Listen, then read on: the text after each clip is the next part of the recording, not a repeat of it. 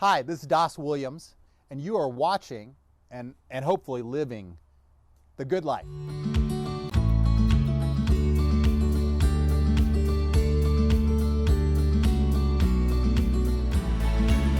Welcome to Good Life. I'm Dean Wilson. So glad you've joined us. GoodLifeTelevision.org is where you can go to see some great interviews over the last year. Great stories, overcomers, entrepreneurs, public servants, firefighters, law enforcement, celebrities, youth. It's pretty much everything. But there's kind of one unifying common thread, which is they're inspiring. There's just so much good stuff, and that's really what we're doing here at Good Life Television. Is we're talking about the good stuff. Plenty of other people talking about the other stuff. We're talking about the good stuff. And so we encourage you to go to goodlifetelevision.org. There's full form interviews. There's also what we call power clips. So I hope you'll check it out. And today I'm really excited to be joined by a friend, a longtime friend, and our county supervisor here, where we are sitting in Santa Barbara, California. Dos Williams is with me. Dos, welcome. Thank you, Dean. Good to see you again. Good to see your new place. Yeah, we're back. Went to Texas for 10 years. Yeah. We're back. Yeah. And we had connected, it's probably 15 years ago. You were, I think, pretty new on the city council. Mm-hmm. And we started having dinner together. Yeah. We had some great conversations. That was a great blessing, man. It was. It was good memories. And just in case your viewers don't know where this is filmed, it's filmed in a neighborhood that I consider really the test of the county in the post-debris flow recovery. It's one of the last middle-class neighborhoods left in Montecito, and it was one of the ones hit hard. And man, you landed in a great spot, because this is a wonderful, wonderful little neighborhood. Yeah. And in my mind, as it recovers, that's the test whether we did a good job or not in the debris Interesting. flow. Yeah. Let's start there. Walk me through those days. So coming off the fire, what was it like for you? Where were you? What were you doing during that stretch? Well, for the days and even 10 days or more ahead of time, it was a preparation for impending doom. We Really? just did, the scale of the doom was more than anybody, including the weather forecasters, could have imagined. We tried to raise the warning bells, let people know. I think I borrowed a line from Tom Clancy. It said there's a clear and present danger to public safety and health from this storm, and we set about cleaning out the debris basins throughout Carpinteria and Montecito, and that was a race against time. Right. They started with the big ones, and then they, flood control was moving down to the smaller ones, and even with just a couple days to go, we finally grabbed some of the smallest ones and cleared them out. One's even smaller than the ones out here in Montecito. But we had bizarre contingency plans if they weren't cleaned out, including I had a volunteer crew lined up for one of them. Really? We didn't end up needing it, thankfully, because the lawyers thought that was a nightmare. But Right. and then, man, even after that level of preparation, it was far more than we could imagine. And the level of need, the level of tragedy, and how personal that tragedy was. As in case you have viewers that aren't from the area, we're a small community. Not everybody knows everybody, but everyone knows someone who knows someone, right? And so the connection, the impact on the student body at the elementary schools here, the impact for every family that lost a life, but not only that heart-wrenching one, but all their circle of friends and community members. Sad. And that hurt, and it hurt bad. But I also felt that it ultimately became a real test of whether the county government could react in an appropriate manner. County government is not known for its speed or its willingness to dispense with procedure to do good things. But in this case, county government really did, both in the run-up and the aftermath. And the community really rallied with such work as Habitat for Humanity and the Bucket Brigade, in particular, really stepped up and did incredible things. And those two tendencies met at the Montecito Recovery Center, which was for many months down the street from here, and linked all the services that the county provides and those that nonprofit entities were providing in an effort to help the community. And so we can't bring back the fallen, but we were able to help these communities recover. What do you love about our community? With all we've been through, I mean, you have, from the city council to your role now as county supervisor, you're obviously in an important position, and you're at the heartbeat of the community, I think, and going to all the events, meeting the people. How would you describe, somebody who's watching this in Lincoln, Nebraska, what do you love about this community? Well, Santa Barbarans, and I mean that in a big sense, people that live in Santa Barbara, Carpinteria, Montecito, Summerland, and Goleta, they're number one, usually willing to be better informed, which is not always a trait that all of our country is sharing right now. They're pretty well educated or very well educated, and they're regardless of economic class, in my view, much more willing to have a discussion and be better informed. And that's I think that's a blessing. We as a community were very voluntaristic, right?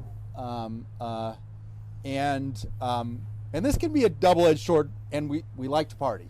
There's no place in the state of California that has more parades than Santa Barbara, California, for example. I mean, we outpace San Francisco maybe almost 2-1, which is the number 2 place with the second most amount of parades. We're all about parades. We Did love you ever come parades. to my house parties out in Goleta? My Christmas party? No, I should have done that. Dan Aldrich didn't invite you to my Christmas party? I'm sure I got invited, but back in the day when I was expected to be everywhere, Christmas parties was like, it was a nightmare. No, oh yeah, it'd be like one thing, doom, 3 a night, So you may have come. It kind of takes a little bit of the fun out of it, but post COVID, or if you manage to be able to do things outdoors, because I think we in the county are probably going to legalize gatherings that are small and outdoors at some point. What's small? So the state has, in most communities, legalized home gatherings that are outdoors and that have 3 households or less, including the household that's hosting it. It's a pretty small party. That's a pretty small party. Yeah. Especially for what Santa Barbans are used to. Right. But those 3 things, those 3 factors, combine to be a community where there's a lot of, I guess if it was a foreign country, we would call it civil society, built up of civil society, where we support one another, we help one another, we know one another, we encounter one another. If you mix, your willingness to dialogue and your voluntarism and your willingness and your desire to party, which seems never ending in this town, that means you have encounters with one another, and that's a real asset. That's community. It is. It is community. Tell us about your wife. I will. I'll just end in one of my quote by my favorite dead white male, T.S. Eliot. If you've never read it, Choruses from the Rock, and he said, and now the stranger asks you. The stranger's capitalized, like allusion to Jesus. When the stranger returns, and asks, "Why do you live huddled close together? Is it because, what will you tell them? We live close together because we want to make money from one another, or because we love each other and we want to be a community.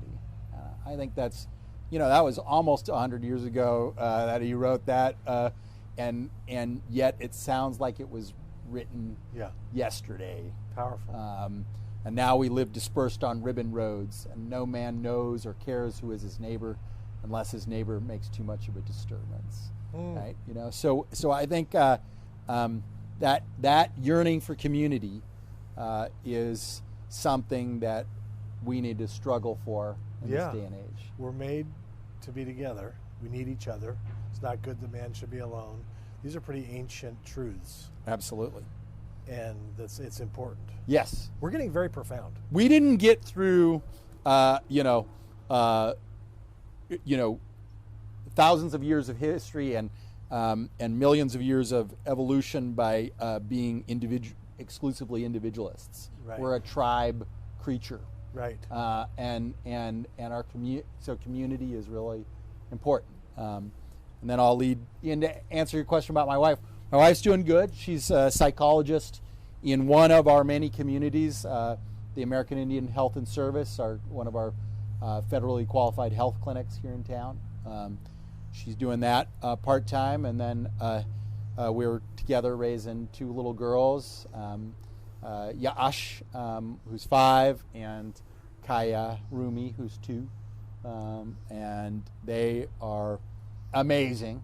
You're a girl dad. I am totally a girl dad. I'm big into a girl dad. Game over. I always want, since I was 19, I wanted to be a girl dad. Really? Yeah, I'm one of those weird guys who even in college was like, oh man, I can't wait to have a daughter. Really? And it happened very late in life for me, but it worked out well. Yeah. So good. How did you meet Johnny? It's not very romantic. I met her while she was giving out H1N1 vaccinations. And if you're an elected official, like what things that you hate that normal people hate, like lines, those are like awesome for us, right? Because you always want to meet someone who's not like the usual suspects that show up every week at city council or board of supervisors hearings. And where else can you meet normal people than lines? Perfect. So I flock to lines. Anywhere there's a line, I want to hang out in line, whether or not I need a H1N1 vaccination or not. Right. You want to be in line. And so I was hanging out with people in the line, and lo and behold, there was someone. If I was going to talk to somebody, I was definitely going to talk to her.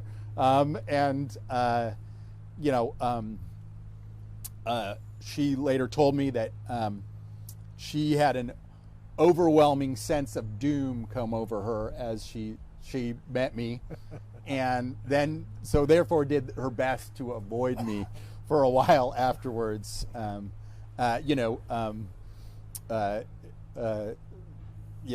In our first encounters, and I was pretty soon had a sense of doom as well, though I was a little more enthusiastic about the doom than but doom overtook us, and we still think that it was God's way of saving both of our lives. Wow, love it. How long have you been married? Well, we got married a year later after we met. Okay. And so January 2011. So it'll be 9 years. It'll be almost 10 years. Yeah, it'll be 10 years this January. Yeah. Wow. Tell us about your visit to South Africa in 1994. Okay. Well, I was a really I was a weird kid in general. You're still kind of weird. I was not the popular kid. I was that weird kid in the corner doing stuff that people like, well, what is going on? And that went from grade school and continued on. In grade school, I was that weird kid that was more concerned with Alex Haley's Roots or Tolkien's books than I was with things that were normal at that age, and I was raised in a very schizophrenic family, from in politics and in faith. Half of my family were diehard leftists and atheists, and then half of my family were charismatics. For those that aren't familiar, evangelicals, squared, right? Not steroids. Right. So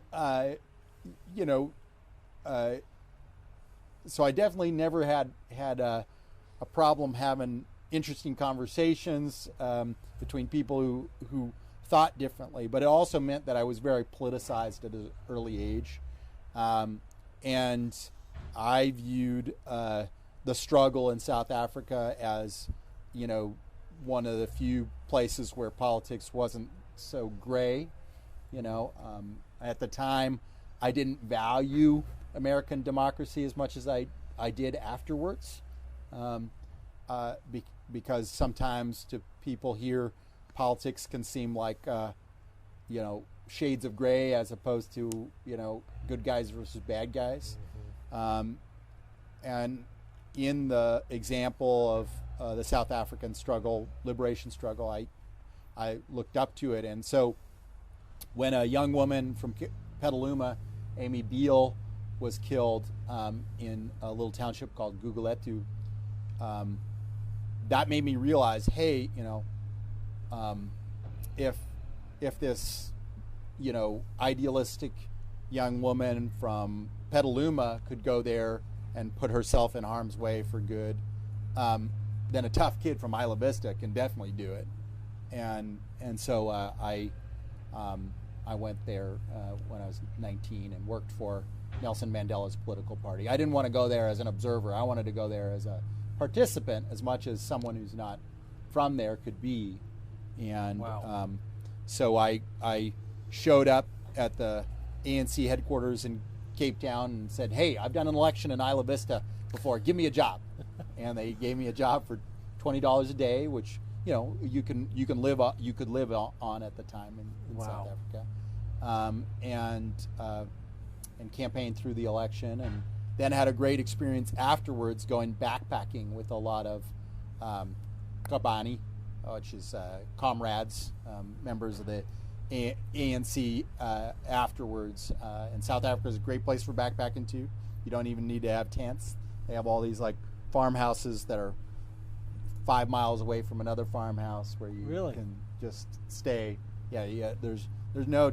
You don't need to ever tent camp in backpacking in South Africa. But I would say that part of the experience that I had made me think a lot more about American democracy. I encountered people that may have been on the right side of history and the right side of the liberation struggle, but they had to pay a terrible price for political change. The guy who set me up everywhere had to be tortured in the infamous police station in Cape Town because he was operating a safe house for the ANC. Wow. The guy went backpacking, had to drop out of college and never had the experiences that many of us have to go fight in Angola, and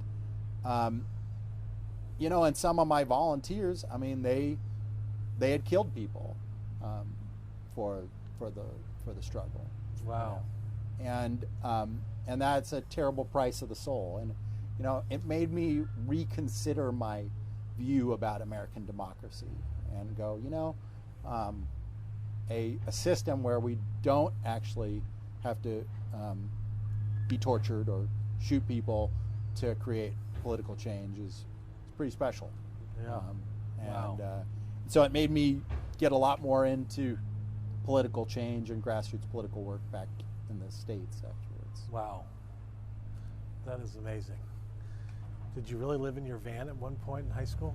Oh yeah, not it was. So I dropped out of high school when I was 16, and I this was before I went to South Africa, and I wanted to be back in Santa Barbara because that's where I had found.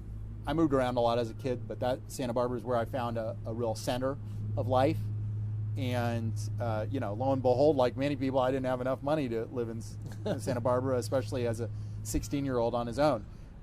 So for half of the year, I would live in my 1970 VW bus, and half of the year I could afford an apartment for a couple of years. Really? You did that for a couple of years? Yeah. So that's incredible. It definitely makes you look at homeless policy differently. I bet. And makes you realize that there's a lot more people that are homeless than we ever see. Yeah. I bet. Sometimes it only registers the people that live in camps or and are clearly what we would call chronically homeless folks. But there's a vast array of more people that are living out of their vehicles and are trying to blend in with society during the day, find places to take showers, go to work, and then come back to their car. Yeah. So that experience probably tenderized your heart toward that community. Well, and made me realize, how I would say most Santa Barbarans are 1 or 2 or 3 paychecks away from being in the same spot. Yeah. Do you feel like, I didn't know that about your family. I knew that there was a split. I knew I think it was your dad was in Isla Vista, your mom was in Ventura Ojai. Ojai. Yeah. Okay. So, but I didn't know about the kind of the religious or whatever you want to call it. An ideological divide or spectrum. Yeah. So do you feel like that has, how has that impacted your life in terms of, I don't want to make it sound like there are sides, but in a way seeing both sides, relating to human beings with different perspectives. Is that? Yeah, it very much affected me because in my family, there was a lot of examples, of Christians who were internally consistent, meaning their love was unconditional and limitless, the way that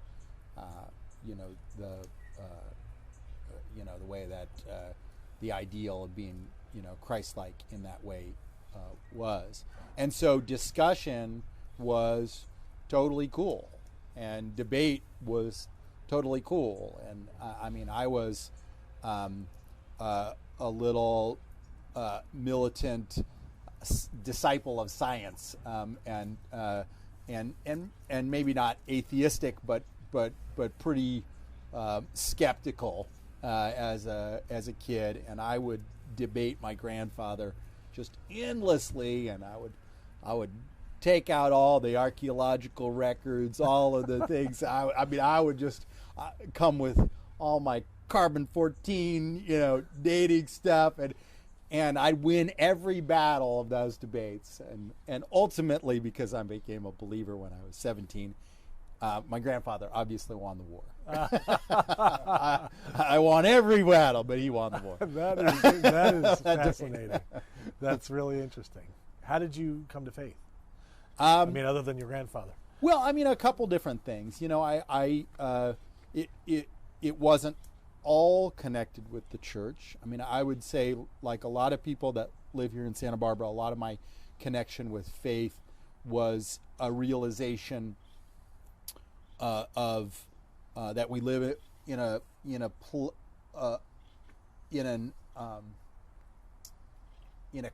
world, in a construction that's so much greater than ourselves and so much greater than the human understanding. And for me, that was hit home one morning surfing really big waves at Halama Beach up in North County, and an incredible encounter with dolphins, and for a brief moment, I just saw the architecture of creation, and it made me like so certain for a few moments, just for a few moments, of the authorship of things. That, you know, if you can see architecture, there's an architect somewhere, and that maybe opened my mind. And so I you know, I'm one of these people that has been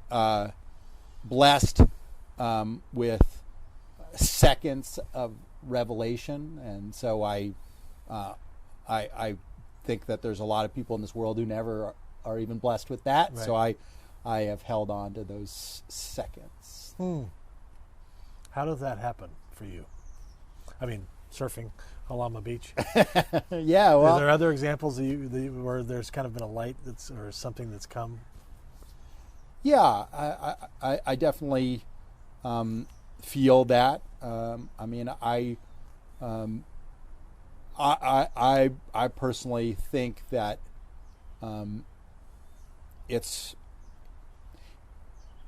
hard for me to imagine having an experience of truly falling in love with someone without trying to understand the deeper dimension of divine love, of unconditional love, or being a parent. You know, I think you know, it's not just, this isn't just biology, man. Right. Right. You know, Right.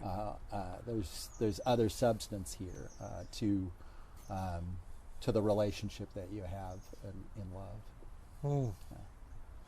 I always think about that quote, you know, where spiritual beings having a human experience, or what was it, not human beings having a spiritual experience. I think there's a lot of truth to that. Yeah, I even go so far. You know, I've gotten even. You know, I definitely call myself a believer or a Christian, but I've gotten a lot of connection to God from reading the Islamic Sufi saints, and something that they say a lot is they call God the beloved, right? And they create a personal relationship that's more, that we see more akin to the way that you know, American evangelicals view God, as that personal relationship, and they, you know, use that love both as a way to increase our understanding about the divine, but also make it more personal. Your leader, the great Westmont president Gil Beebe, was here a few weeks ago. We were talking a lot about leadership. He wrote a book on leadership.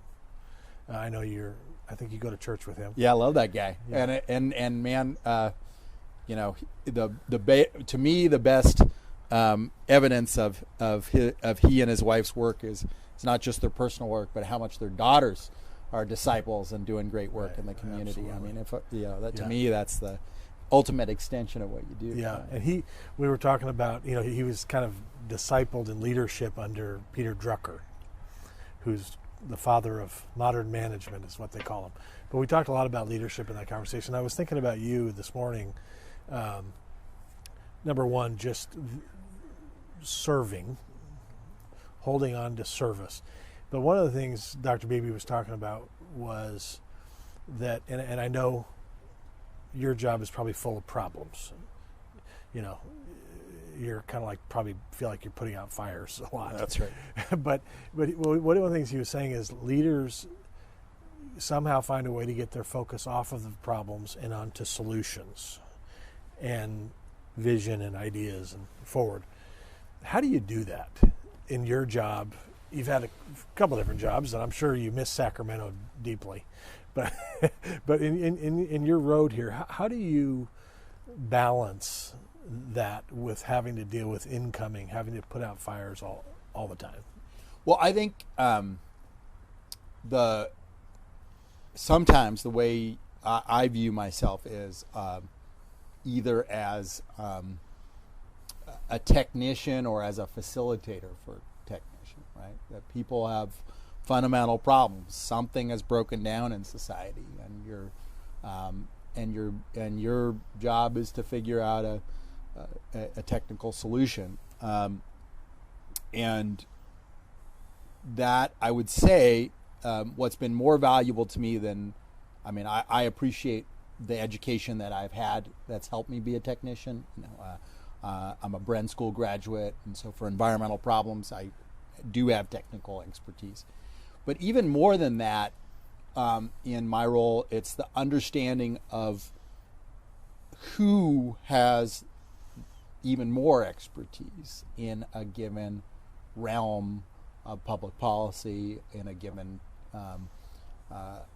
and really trying to bring them into it. And in Sacramento, that meant finding in what smoke-filled corner the expert on certain policy matters was hiding. Here, it's a lot about understanding and trusting some of the technical staff that both county or various cities have, right? And having a good relationship, and knowing their expertise, but also knowing their frame of reference, so you don't just take everything they say as unadulterated truth either, right? Right. That's a discerning process, probably. You have to be discerning. Yeah. Pandemic strikes. Yes. What do I do? Right. Who do I talk to? Is that kind of? Yeah, that one's a tough one, because I don't think you usually have enough expertise out there. Not a lot of people were around in 1917 that are still with us. Yeah, That's true. But I guess that's a good example in that. I guess the way I would say it is that some people that are leaders process a matter, and I saw this sometimes in Sacramento. It was like you'd look at your briefing sheet for your bills, and I can understand if on the 3 most busy days all year, and as a state legislator, you'd vote for hundreds of bills in a day. Right? Really?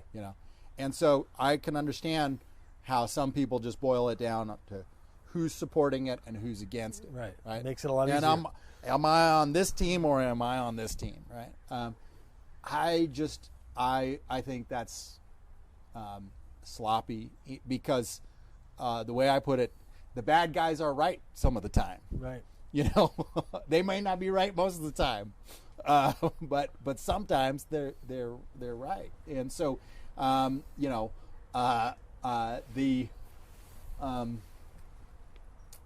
so when I approach something like the pandemic, I'm trying to increase empathy at the time when people's generally empathy is going away. Like most of the time in natural disasters, like the debris flow, people's empathy poured out. Their hearts got big. Right. But the pandemic, because everybody's affected, at least in a small way, it has caused people's empathy to drop. And in my staff and some agencies, they could track the empathy right with surges and downturns of transmissions. Right? Really? Oh yeah. When transmissions are high, people's empathy are rock bottom. And as the numbers get better, the normal human empathy comes back. And right now, it's come back in Santa Barbara. But and to me, part of empathy is trying to go, you know what? You might be mostly concerned about losing your life. This person over here might be mostly concerned about not having a job and not being able to provide for their family. And this person over here might be mostly concerned with the fact that their kid might never catch up after losing an education for a couple of years. And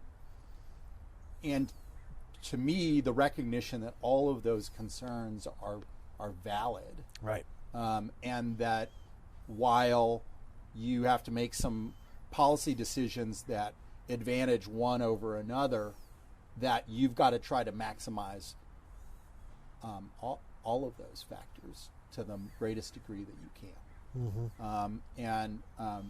I won't tell you that that's been easy, but I think if people approach it with more empathy, not just decision makers, but the public itself, then we'll be able to get through this and be better for it as a nation. Yeah.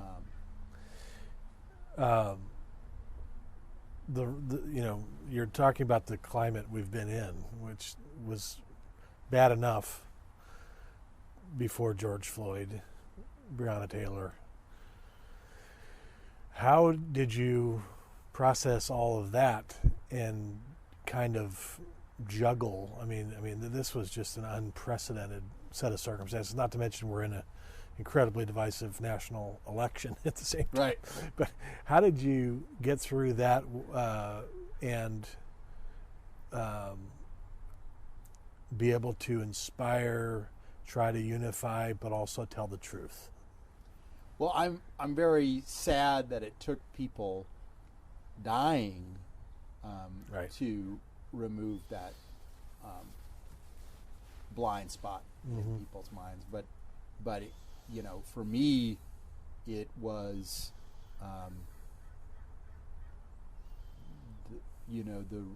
and I think for a lot of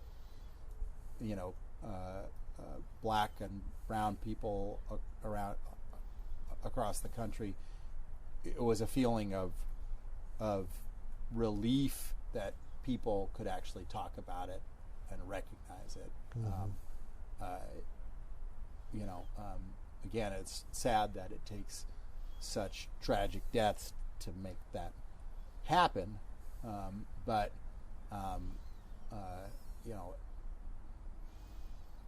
I've always loved this community.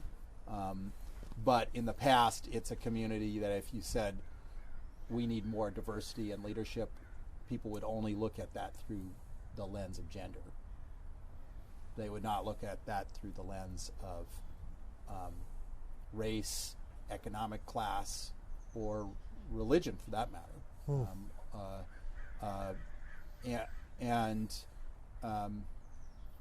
I think diversity is all of those things. Diversity, inclusion is all of those things, and I think it's a torturous path that we are on to reach a point where we can talk more about inclusion in the country and hopefully create more inclusion in the country. But at least we are on a path where that's possible. Yeah. That's interesting. That's insightful. We're way over time, and I haven't even started with my questions yet. But let's do a little lightning round. Sure. Okay, because we're out of time. I'm just going to say something, and you just give me whatever comes to your mind. Have you done long-winded responses or no, Doss, you're a really interesting person. You're even more interesting than I remember you over those dinner conversations 15 years ago. Thanks, Sam. So this is great. We're having a great time. How to treat opponents. Yeah, I would say that one of the things I'm most proud of in my time in politics is that I have former foes and rivals that are friends and supporters. Love it. Forgiveness. It's a hard road, man, but there's no middle ground in my faith and belief system. It's a demand, not not optional. But I also think that there's a selfish reason to be forgiveness. I mean, if you practice forgiveness in your work life and in your it makes it easier to practice it in your personal life. And forgiveness in your personal life will keep you married, will keep your kids loving you more, will enable you to have contact and rewarding contact with that weird uncle or aunt that you just don't know how they could have voted for whoever, right? You know, I mean, you know, it's forgiveness does a lot for life. It's powerful. Just wait till you have to ask your kids for forgiveness. Oh, that's coming. I already do. Oh, you already man. do that? Oh yeah. Okay, good. Oh yeah. Yeah, then you know that becomes a whole new world. Hope.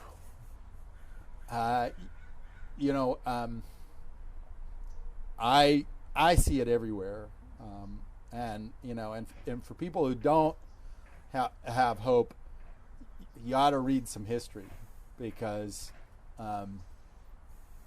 countless generations of human beings lived in a far darker world than we live in, and toiled in a far darker world than we live in, and the revolution in human ethics and belief systems that has taken place in the last 2,000 years, to me, is stunning. You know, doesn't mean that we're always making progress. Sometimes we make some steps backwards, but we are blessed to live in this day and age, and we are blessed to have people who led us out of, you know, belief systems that essentially, you know, for most of human history, the only people who mattered were the people on top. You know, and the role of early Christianity, early Islam, and before that, Zoroastrianism and Judaism, prophetic Judaism, in changing that paradigm for the whole world, to me, is breathtaking. Wow. America, last one. Oh man, you know, for me, it's as personal as, you know, my grandfather was a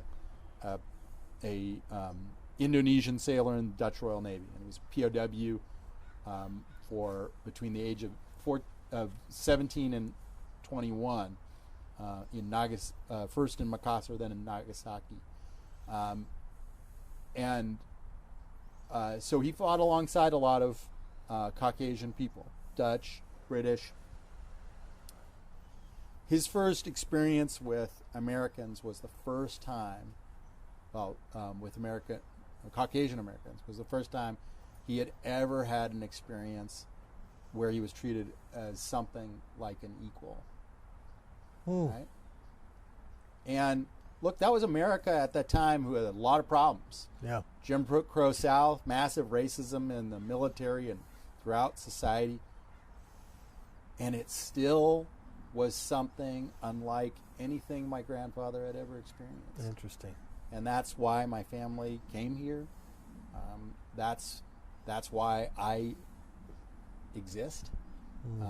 I exist because America is a dream and a hope and a promise slowly being fulfilled. Yeah. Beautiful. Thank you, brother. It's good to be with you. Great to be with you. Yeah. We'll see you next time.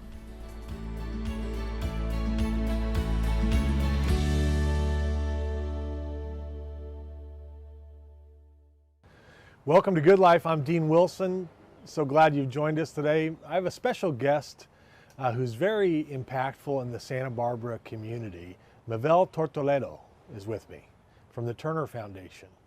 Stay tuned. The Good Life is next.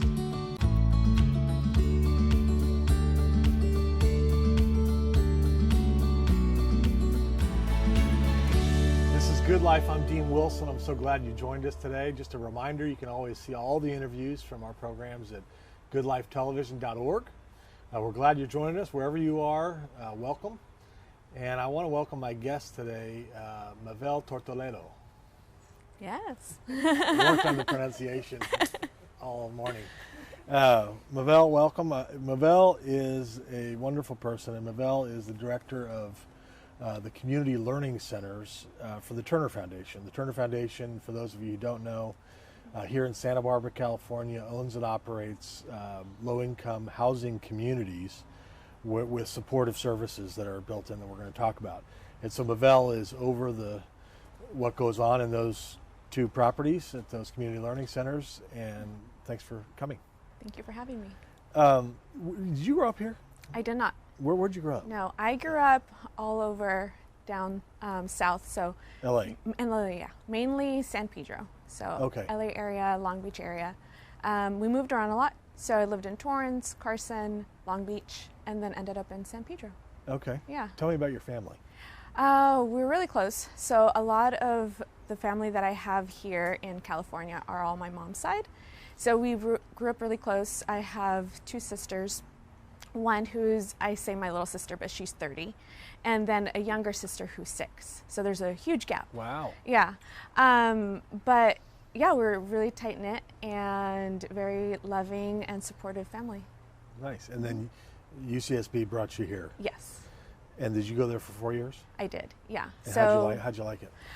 I mean, there was definitely some up and downs with college, as I'm sure there is for everyone. But it was great. I love Santa Barbara.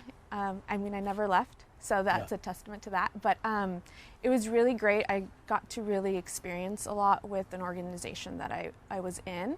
But I loved it. I really did. And then out of UCSB, you've had an interesting career, and I was noticing not just your jobs, but you've been involved in a lot of things. It seems like you have a heart to give back. Yeah. Is that true? Yeah. So, I mean, it started, I would say, probably, I did a lot of volunteering when I was in high school. So I volunteered with the YWCA, so tutoring and mentoring a lot of younger girls. Huh. And then when I went on to UC Santa Barbara, I was part of Hermanas Unidas, which is an organization to support first generation Latinas. And we did a lot of mentoring to other kids in around the area, so around the community. And I was the leader, the committee leader of Mentor, which we went to low-income, underrepresented high schools around the LA area. We brought them to UCSB. They got to experience 3 days of what it is to be a college student in hopes of, getting them to really think about college and move forward, hopefully end up at a 4-year. Wow. Yeah. So How did you start volunteering in high school? Is that something your mom told you to do, or did you just think of it? No, I think I just really enjoyed it. I mean, I really love school. So I felt like I needed to also then help others see, what you could do if you have an education. So I think it just stemmed from that. And I really had really good mentors growing up. So they were part of the YWCA. So I was really involved with them. Okay. And then you went to work at Noah's Anchorage. Tell us about Noah's Anchorage here in town and what they do. Yeah. So they're part of the YMCA, so the Channel Islands YMCA, which a lot of people do not know about. I actually worked at the Santa Barbara Y for 4 years, and that was during college and then after college. And I didn't even know about Noah's Anchorage or Youth and Family Services. So Noah's Anchorage is a shelter for youth who are either homeless, runaway, or they have just a hard time at home with their parents. It could range from maybe not going to school or just trauma throughout their whole life. So it's a shelter for ages 12 to 17. And they provide a safe place for them to go, kind of provide a cool off. But it's also, when I first started, we also had foster youth. And a lot of things happened in the past couple of years with legislations. So we no longer have foster youth be a placement. I'm not there anymore. Yeah. But while I was there towards the end of my place there, we didn't have a foster youth placement. But if they showed up because they ran away from a foster placement, they could stay there. Wow, so they live there? Yes. How many? We have 8. So it's 8 beds. Wow. And during the pandemic, we had to lower it to 4, just for social distancing purposes. But I think the longest stay since I was there was 2 years. So a youth was there until he turned 18. Wow. That's amazing. Yeah, it's really great work. How long have they been doing that? So it's been 47 years. A long time. A long time. So they've been in the community prior to being part of the Channel Islands YMCA. So they were independent, and it was called Klein Bottle. And I believe they went through a lot of changes, but a lot of people in the past knows it as Klein Bottle. Wow. Are there opportunities, I was wondering about this, to mentor or care for, bless kids at Noah's Anchorage? I mean, Yeah. is there, how can the community be involved? If somebody was watching this and they said, I'd like to do something for, Right. Yeah. is that possible? It's possible. There's definitely volunteering opportunities. With the foster youth, there's a mentorship program that they get based on their case. So they do have CASAs, which is a court-appointed special advocate. But for other youth, it's sometimes difficult because of confidentiality. So that plays a big role, and I think, but community can definitely get involved. And they can give. They can definitely give. Assuming, Yeah, they can definitely give. And I know that in the past when I was there, I would try to get a lot of donations because we also serve the older population, so the homeless older population. Okay. The young adults, I should say. Yeah. So 18 to 24. Wow. Yeah. That's fantastic. And you were there a while, 8 years? 8 years. Yeah. Wow. Yeah. And then you came to the Turner Foundation. I did. Which we're very thankful Yeah. for and we're happy about. Let's talk about kind of the vision for the community centers that exist there. I think it's an incredible model that the Turner Foundation has set up where, two decent-sized apartment communities, we have community learning centers in the middle of them. So the kids, there's no transportation, there's no sign-up, it's there, it's free. Yeah. So tell us kind of what goes on there. First, what goes on there in a regular year, and then we can talk about this year. Yeah. But talk about that. Yeah, so in a regular year, it's an after-school program. So they're able to, and not just an after-school program, but it's really enrichment programs that they provide. So they go there after school. It's the kids, like you mentioned, that are there, who live there. So they can get music programs, there's dance programs, it's cooking programs, so they can get all of that, and also tutoring, so they get support with school. And then now we were trying to figure out how to serve and what was a need, and it seemed like when the centers closed down in March during the pandemic and how abrupt it was, a lot of kids were not showing up to tutoring, maybe not necessarily because they didn't want to, but it was hard for them, and whoever did show up, it was difficult.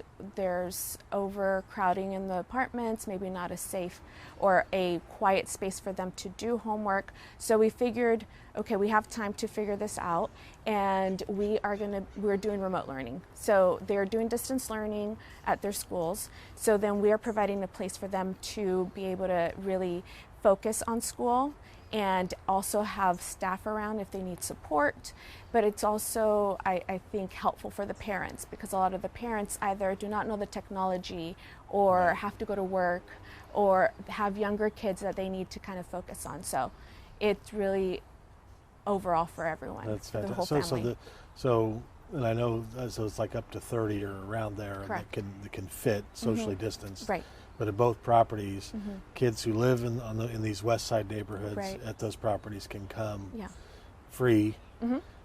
It's staffed, and they can have an opportunity to learn that. Yeah, exactly. That's fantastic. I know that over the years, one of the things that I think has been unique and great about the what happens at the Turner Foundation properties is there's a relationship between the staff and the teachers, or principals even. At the schools. Is that something that you're going to continue? Is that something that is exciting to you? Yeah, no, definitely. That's probably what's most exciting. I think growing up, both my parents didn't speak English, so I had to do a lot of the translating. And for me, like I mentioned, I love school. So I understand the need for an advocate, the need for that person to provide support and also bridge that communication between the teachers and the parents. So I actually attended 2 back to school nights virtually on Zoom. Oh, you did? Yeah, I did. So I actually saw one of the parents there, and then I was able to kind of chime in and talk with the teachers and ask questions. So I am emailing all teachers. I'm also going to be meeting with the parents in 2 weeks to see how we can support. They have parent conferences coming up, so I want to be as involved and have the community center and the staff be as involved with the kids, because this distance learning is something new for everyone, and we want to make sure that our kids succeed. That's so great. Do the principals or teachers wonder who you are? I think the first... Do they ask? The teacher asked who I was. Yeah. And then I explained, and luckily I believe that we have a really good relationship with the teachers, and that relationship is built throughout the years. So as soon as I said, with the Turner Foundation, oh, okay, I know who you are. Okay. So it's great. How did the family, you've only been at the Turner Foundation relatively short time, Right. but how in your experience so far, how do the families who live there, whose kids are involved, react to what's going on? Yeah. What's the dynamic like? Yeah. When I met with the parents before programming started to see, what is the need? Do you need our support? A lot of the parents said, even if you just help us one day, that would be really helpful. Really? This is so stressful. I want to support as much as I can. I had a mom tell me, I don't know if they're doing what they're supposed to be doing because I don't read English, and I'm just assuming that they know what they're doing. So I think it just shows how much disconnect there is, but also that they do need our support, and that need is there. It's so good. What's it like to like school? I haven't had that experience. I don't know. I mean, You've always just liked it. I've always liked it. I mean, I had a conversation with Donnie not too long ago where I'm getting my master's degree. You're still in school. I'm still in school, so I really enjoy it. What are you're getting your master's in what? Master's in business. Business. So I'm getting my Business MBA. administration. Yes. Wow. I didn't know that. Yeah, I'll be done in December. And I think the teacher, our professor said, this is your last semester. You guys, what do you guys feel? And I thought, I don't want it to end. And then I immediately started looking at PhD programs. Is that right? Yes. You want to keep going? I want to keep going. Maybe once it's over, I'll have a break and change my mind. But I took a long break between my BA and my master's, so I don't think that I'll stop. Now, you at the Turner Foundation, you work with the director of programs, Donnie Feller. Correct. How's that working out? It's great. I've heard kind of mixed reviews. It's great, actually. No, Donnie's really great. I have not. I mean, I've had really great supervisors, and I've been at jobs for long periods of time, so I've been really been able to work with them. Yeah. But I think Donnie he's really great. You think he's a keeper? He's a keeper. Okay, good. He helps you, and I think the way that he appreciates the staff is amazing. Right. Yeah. Okay, good. See, this is good. Yeah. We have that on film. We need to talk before we have a couple minutes left, but we need to talk a little bit about the Dodgers. Oh, yes. So you have a son. I do. And I've seen on your Facebook page that the Dodgers are a big part of your heart and life. Yeah. Like mine. Yes. So this is going to be, we're taping this right now here in September, but it's not going to be airing until later. Okay. After the baseball season's over. Over, okay. So we're going to get this on record. Yes, we are. Is this the year for the Dodgers to win the championship? This has to be the year. Are you predicting that? I am predicting that. Are you predicting that? Yeah. Perfect. So then let's both agree. Of us. Okay. Okay, so we're on camera saying 2020 is the year that the Dodgers are going to win it all. I believe that. Okay, I hope that's true. Yeah, we me don't too. know. We don't know. This will be on sometime, and they'll either think we're geniuses They will. or heartbroken. Or one Again. or the other. Yeah. It's like, okay, it's time now.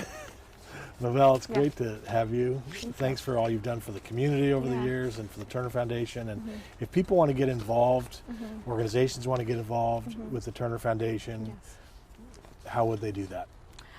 They could reach out. So if they want to, the website has, I believe, all the emails and the contacts. So the TurnerFoundation.com is the website. And if somebody wants to volunteer, donate. Donate any. Yeah, because I know, for example, in the music program, right.